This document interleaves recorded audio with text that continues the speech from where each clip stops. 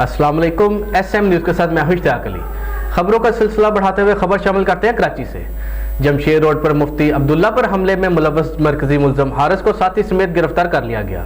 DIG CTD Umar Shahid ने बताया कि 31 अक्टूबर की रात जमशेद रोड पर मुफ्ती अब्दुल्ला पर हमला किया गया था। इसी हवाले से मजीद तफसीलात जानते हैं ब्यूरो चीफ जुल्फकार अली से। जी जुल्फकार, बताइएगा क्या तफसीलात आपके पास? जी बिल्कुल, DIG CTD उमर शाहिद ने बताया कि 31 अक्टूबर की रात जमशेद रोड पर मुफ्ती अब्दुल्ला पर हमला किया गया था। उन्होंने बताया कि मुफ्ती अब्दुल्ला पर हमले में मुलव्वस नेटवर्क को पकड़ लिया गया है।